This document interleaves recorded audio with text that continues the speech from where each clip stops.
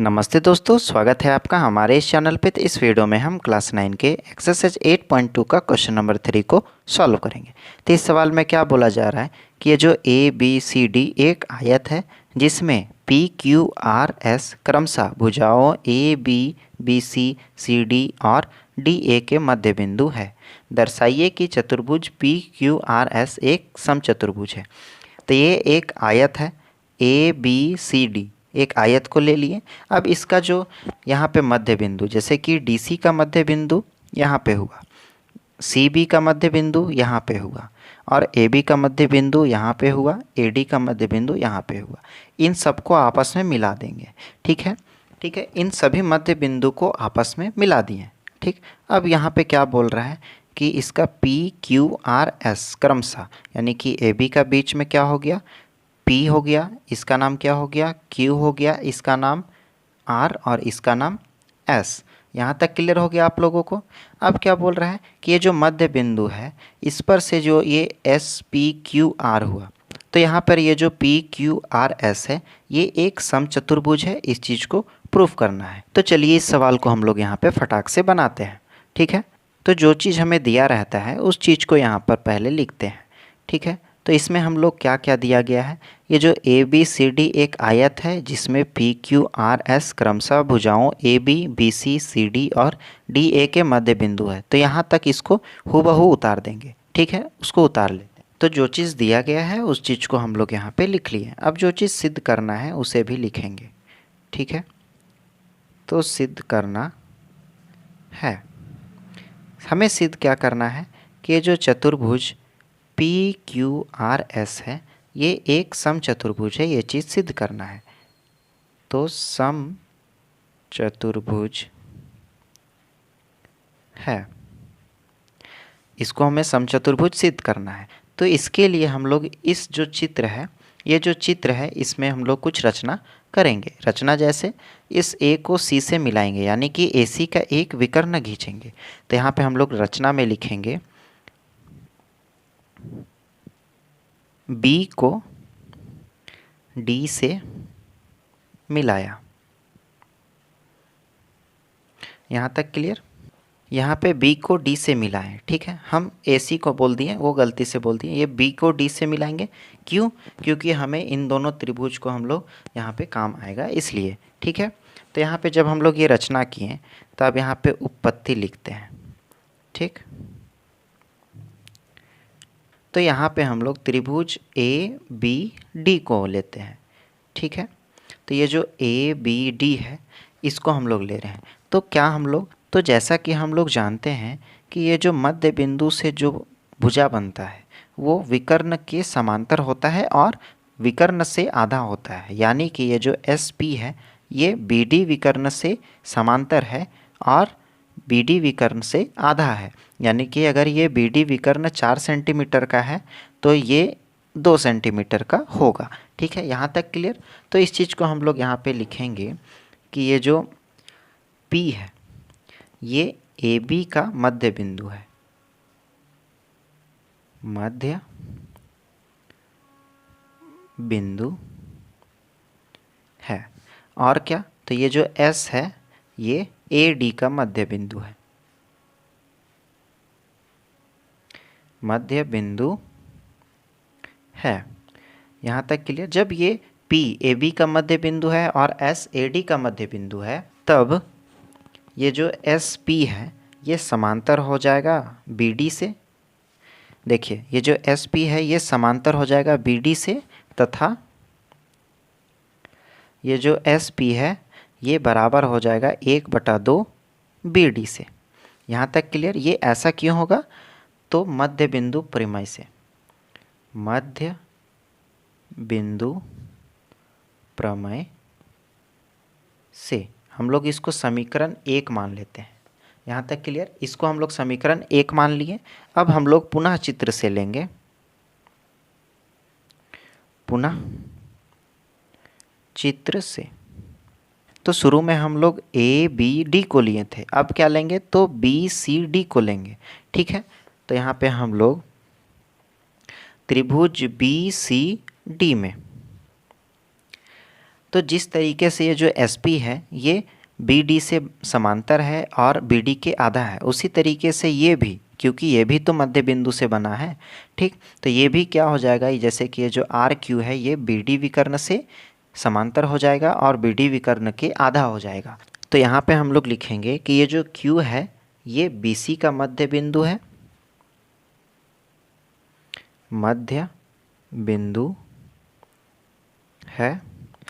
और क्या, तो ये जो आर है ये डी सी का मध्य बिंदु है। ठीक है, तो जब ये Q है वो BC का मध्य बिंदु है और R जो है वो DC का मध्य बिंदु है, तो ये जो RQ है ये समांतर हो जाएगा BD से।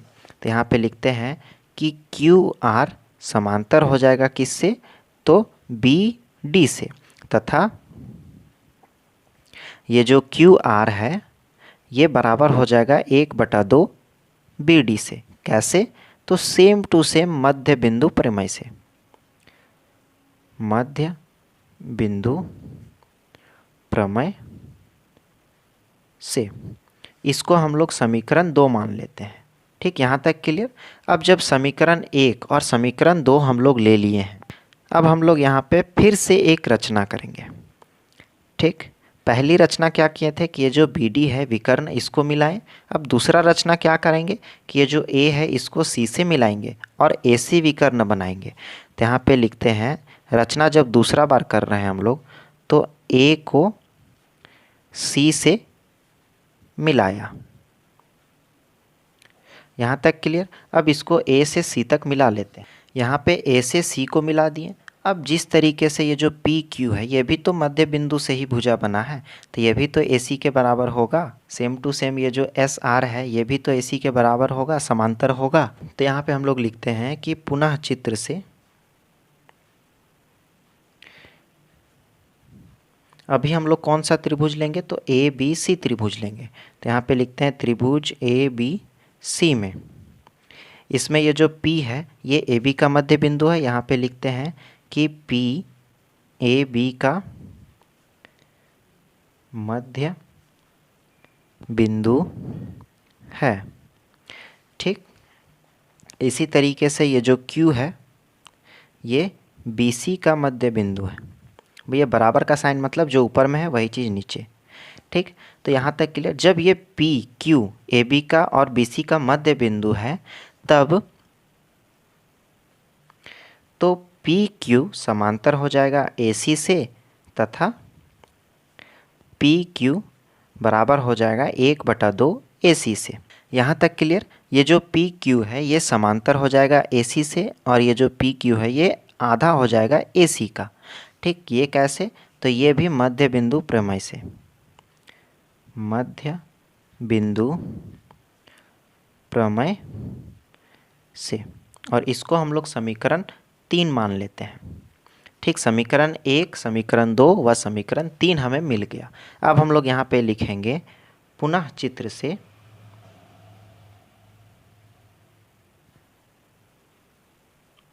ठीक है, फिर से चित्र से अब क्या करेंगे कि ये जो एस आर है इसको समांतर हो जाएगा ए सी का और एस आर जो है ये आधा हो जाएगा ए सी का।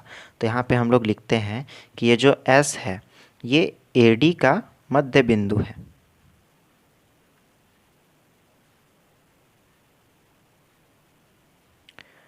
ठीक है, और ये जो आर है ये डी सी का मध्य बिंदु है। ठीक है, यहाँ तक क्लियर। जब ये इस तरीके से है तब ये जो एस आर है ये समांतर हो जाएगा ए सी के। ये जो एस आर भुजा है ये ए सी विकर्ण का समांतर हो जाएगा, तथा ये जो एस आर है ये बराबर हो जाएगा 1/2 ए सी का। कैसे, तो मध्य बिंदु प्रमेय से, मध्य बिंदु प्रमेय से। तो ये समीकरण 4 हो गया। हम लोग 1, 2, 3, 4 समीकरण को लिए। अब हम लोग यहाँ पे लिखेंगे कि ये जो ए सी विकर्ण है और बी डी विकर्ण ये तो एक दूसरे के बराबर होगा। तो यहाँ पे लिखेंगे कि चूँकि ए सी और बी डी आयत के विकर्ण है। ठीक, ये एक आयत का विकर्ण है, ए बी सी डी ये एक आयत था और इसके विकर्ण है, तो ये दोनों आपस में क्या होगा, तो बराबर होगा। तो दोनों बराबर होगा।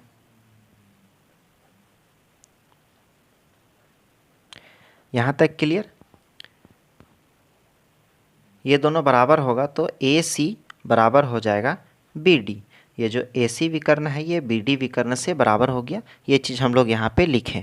जब ये दोनों बराबर हो जाएगा तो दोनों पक्ष में 1/2 से गुना करने पर, तो इन दोनों पक्ष जो है इसको 1/2 से गुना करते हैं। तो यहाँ पे लिखते हैं हम लोग दोनों पक्षों में 1/2 से 2 का गुना करने पर।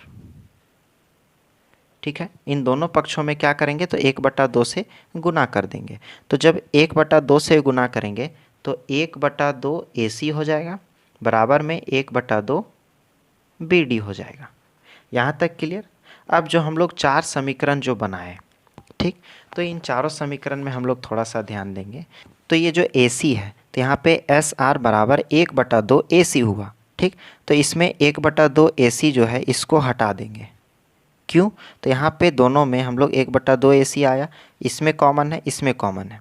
ठीक, तो ये जब इसके बराबर है PQ से और ये इसके बराबर है, तो अब हम लोग यहाँ पे क्या लिखेंगे, यहाँ पे हम लोग लिखेंगे कि PQ बराबर है SR से। ये जो PQ है ये 1/2 AC है, तो 1/2 AC के जगह पे हम लोग SR लिखेंगे और PQ लिखेंगे। ये दोनों बराबर हुआ और ये 1/2 AC बराबर है 1/2 BD से, तो यहाँ पे बराबर का साइन हो गया। और जो समीकरण 1 और 2 हम लोग लिए थे, ये जो समीकरण 1 लिए थे इसमें SP बराबर 1/2 BD, तो SP बराबर हो जाएगा QR से। तो वही चीज़ यहाँ पे हम लोग लिखेंगे कि ये जो SP है ये बराबर हो जाएगा QR से। इसको हम लोग कहाँ से लाएं, तो समीकरण 1, 2, 3 व 4 से। ठीक, इन चारों समीकरण को यूज करके ना हम लोग इसको लाएं, तब हम लोग यहाँ पे लिख सकते हैं इसलिए PQRS एक समचतुर्भुज होगा। ये चीज सिद्ध हुआ।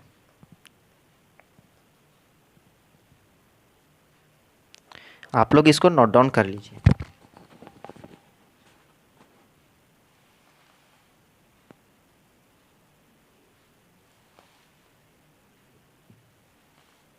उम्मीद करते हैं आपको ये सवाल अच्छे तरीके से समझ में आ गया होगा। तो वीडियो में नए हैं तो वीडियो को लाइक और चैनल को सब्सक्राइब कर दें। तो मिलते हैं अगले वीडियो में, तब तक के लिए बाय बाय।